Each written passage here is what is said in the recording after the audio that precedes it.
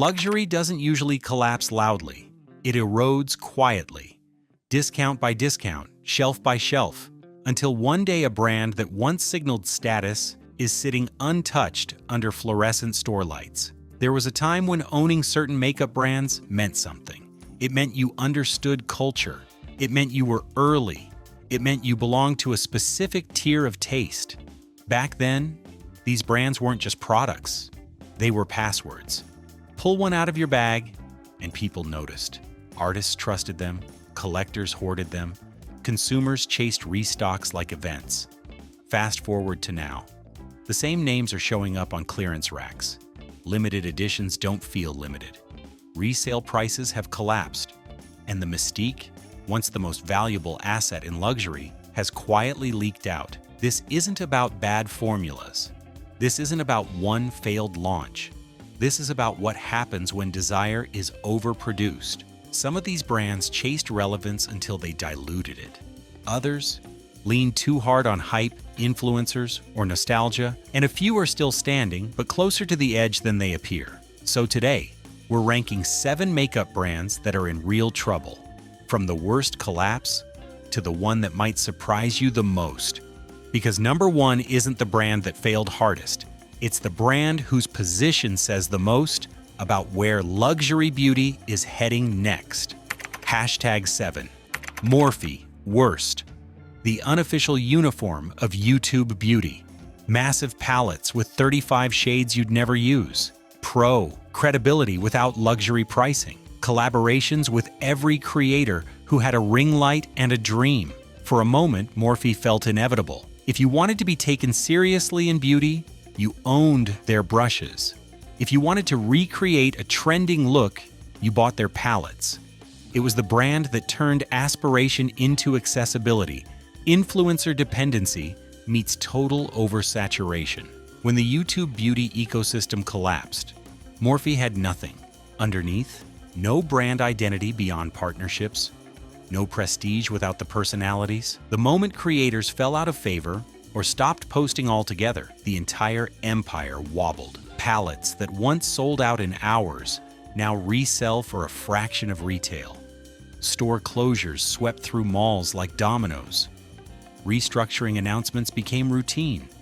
Search interest flatlined post-2020, and launch hype evaporated entirely. The collaborations that built the brand became the weight that drowned it.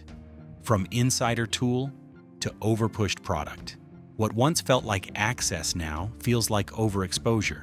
The mystique died the moment everyone realized Morphe wasn't curated. It was manufactured. Luxury fast food. Cheap, everywhere, and instantly forgettable the second you finish consuming it. If Morphe shows what happens when hype replaces identity, the next brand shows what happens when scarcity disappears entirely. #6. Kylie Cosmetics. Scarcity-driven drops that felt like cultural events. Celebrity proximity you could hold in your hand. Instant sellouts that created FOMO on a generational scale. In 2016, owning a Kylie lip kit wasn't just about the product. It was about being part of the moment. You either got one or you didn't. And if you didn't, you felt it.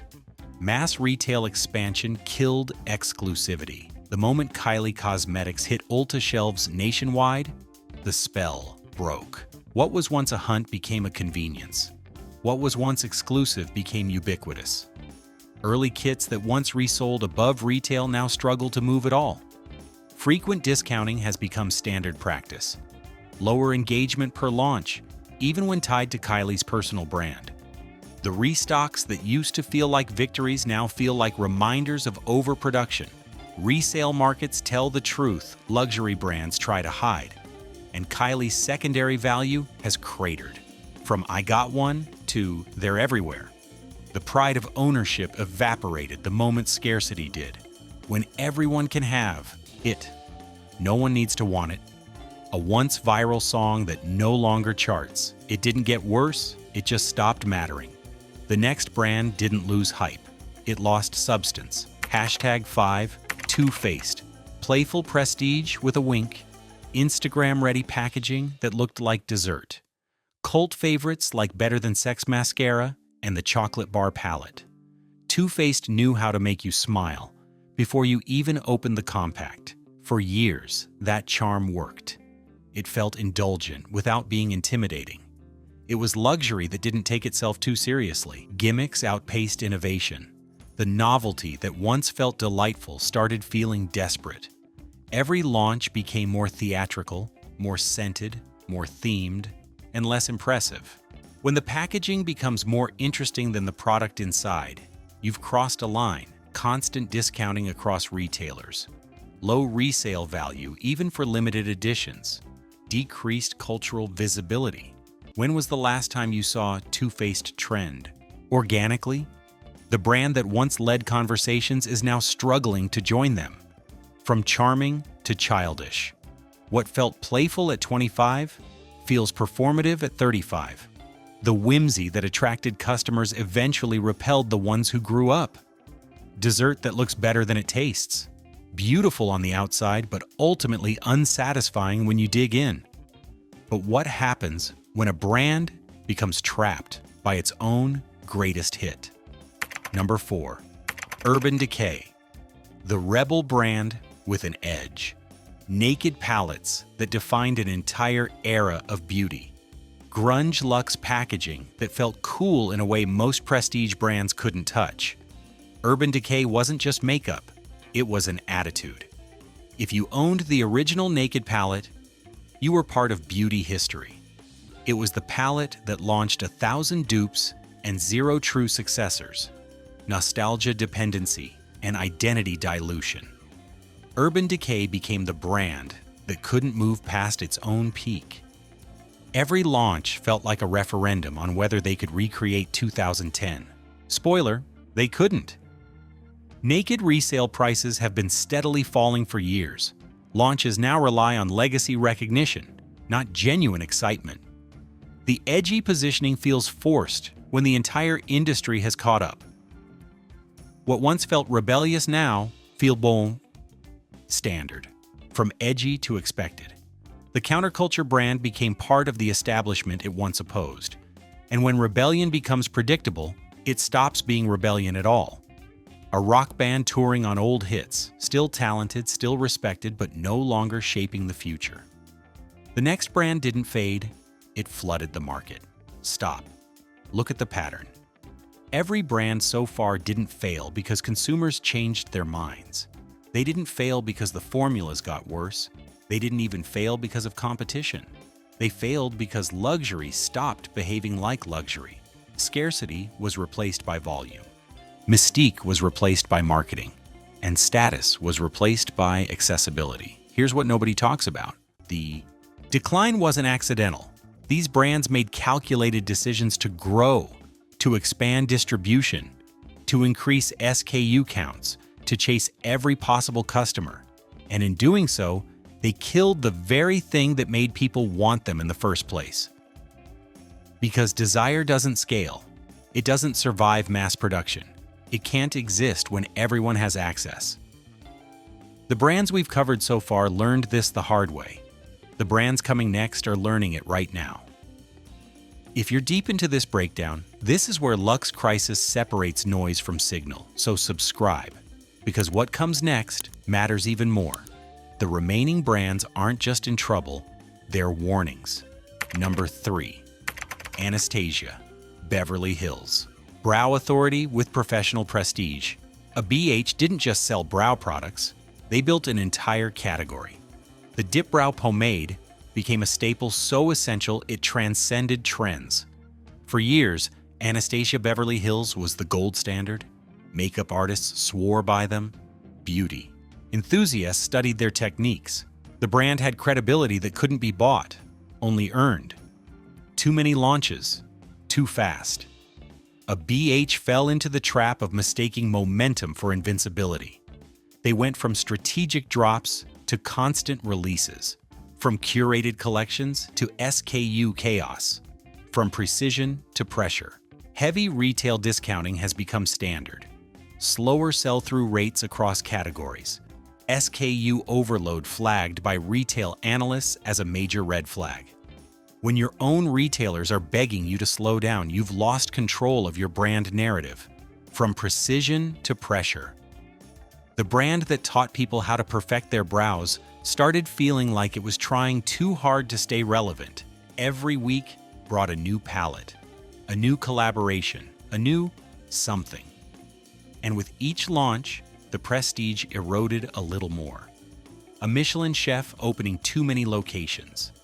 The quality might still be there, but the exclusivity, the thing that made it special, is gone. Now we reach a brand that didn't collapse or flood the market. It simply stopped evolving. Number 2.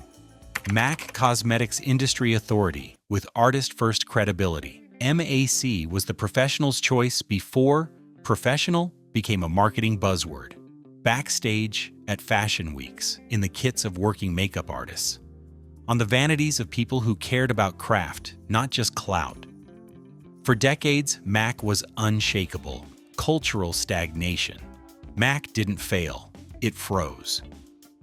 While the industry evolved around color stories, inclusivity revolutions, and digitally native brands, MAC stayed exactly where it was.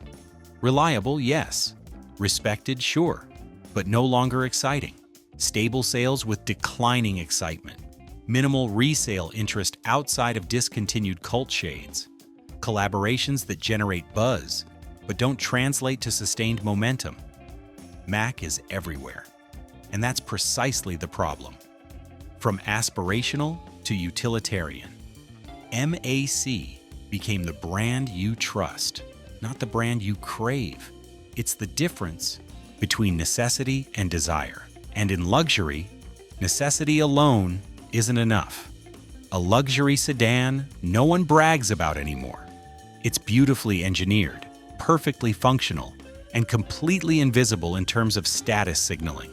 And finally, the brand that looks safe, but isn't. Number 1. Charlotte Tilbury, best/most revealing. Charlotte Tilbury isn't collapsing, not even close. Revenue is strong. The brand still commands prestige. Celebrity endorsements flow naturally. The mystique, for now, remains intact. So why is it number 1? Because Charlotte Tilbury is dangerously close to saturation. And that makes it the most revealing case study on this entire list. Hero product dependency and overexposure. Charlotte Tilbury has built an empire on a handful of stars. The Pillow Talk lineup, the Hollywood Flawless filter, the Magic Cream. These products are phenomenal. They deserve the hype. But here's the trap. When your entire brand identity lives in 3 SKUs, you're one trend. Shift away from irrelevance. Pillow Talk used to feel like insider knowledge. Now it's in every makeup bag, every gift guide, every best of list. The algorithm has turned discovery into ubiquity, and ubiquity is luxury's silent killer. This isn't collapse, it's the warning phase. Charlotte Tilbury is standing at the exact point where every other brand on this list once stood. Strong sales, cultural cachet, widespread distribution. The question isn't whether Charlotte Tilbury will fall. The question is whether they'll recognize the pattern before it's too late. Increased retail presence without corresponding exclusivity measures. Hero products losing novelty through overexposure. New launches struggling to capture attention the way legacy products did. The brand is still winning, but the margin is narrowing. A luxury hotel at full occupancy, one expansion away from dilution. Right now, Charlotte Tilbury is booked solid and commanding premium rates. But the moment they add too many rooms, or discount too aggressively, or become too accessible, the prestige will leak. And once it starts, it rarely stops. Charlotte Tilbury represents the future of luxury beauty's existential crisis. Not the brands that already fell, not the brands barely hanging on, the brands that look invincible right until they're not. This ranking isn't about makeup. It's about status economics. Luxury only works when not everyone can have it. all the time, everywhere. The moment brands chase growth at the expense of restraint, desire weakens. The moment accessibility replaces scarcity, prestige evaporates. The moment everyone can participate, status loses meaning. What we're watching now is a correction. Consumers are quieter. They're buying less, but buying better. They're choosing brands that whisper instead of shout. The makeup brands in trouble didn't lose because they made bad products. They lost because they forgot what luxury actually is. Luxury is refusal. It's the brand that says no to mass expansion. It's the product that stays sold out. It's the experience that can't be replicated at scale. The next era of luxury beauty won't be louder launches or bigger influencer budgets. It will be controlled releases, fewer products, stronger identities, scarcity as survival, not gimmick. And the brands that don't adapt won't disappear overnight. They'll fade slowly, discount by discount, until the logo stops meaning anything at all. Charlotte Tilbury isn't doomed, but it's at a crossroads. MAC isn't dying, but it's already invisible. Anastasia Beverly Hills isn't gone, but it's gasping for air under its own weight. The decline is real, the pattern is clear, and the lesson is simple. In luxury, less is always more. If you want to understand where luxury is breaking and where it's rebuilding, stay with Luxe Crisis. Because the real decline isn't happening on shelves. It's happening in perception. And perception is the only currency that actually matters.